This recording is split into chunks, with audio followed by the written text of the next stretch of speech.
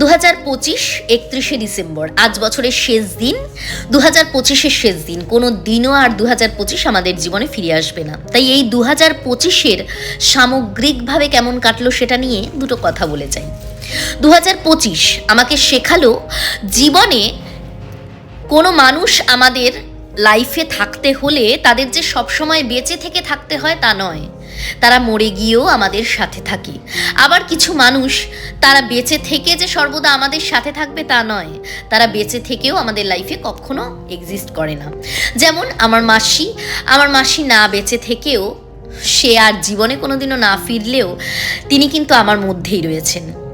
আবার যে সমস্ত মানুষেরা, যেমন আমার মা বাবা, আমার মামার বাড়ির লোকেরা, তারা বেঁচে থেকেও আমার জীবনে কোথাও নেই, আমি কিন্তু তাদের জীবনেও কোথাও নেই।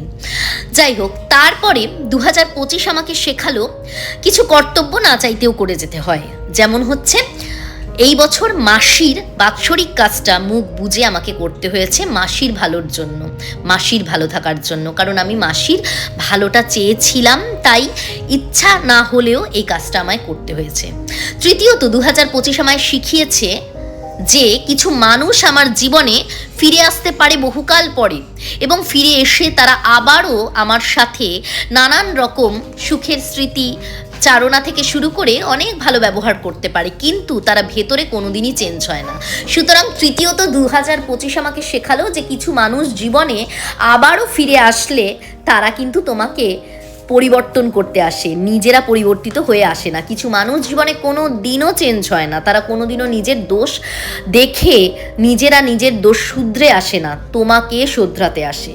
তাই সেই সমস্ত মানুষগুলোকে নিজের জীবন থেকে একদম বাদ দিয়ে দেওয়া উচিত, এবং সেকেন্ড টাইম তারা ফিরে আসলে তাদেরকে এইভাবেই দূরে সরিয়ে দেওয়া উচিত। চতুর্থত 2025 আমাকে শেখালো যে কিছু মানুষ আমাদের অনেক ভালোবাসলেও প্রয়োজনে তারা দূরেও ঠেলে দিতে পারে। তখন কিন্তু নিজেকে ভালোবাসা ভুললে হবে না, অর্থাৎ নিজেকে ফার্স্ট প্রায়োরিটি সবসময় দিয়ে যেতে হবে। তারপরে যদি কেউ ভালোবাসে তো ভালো কথা।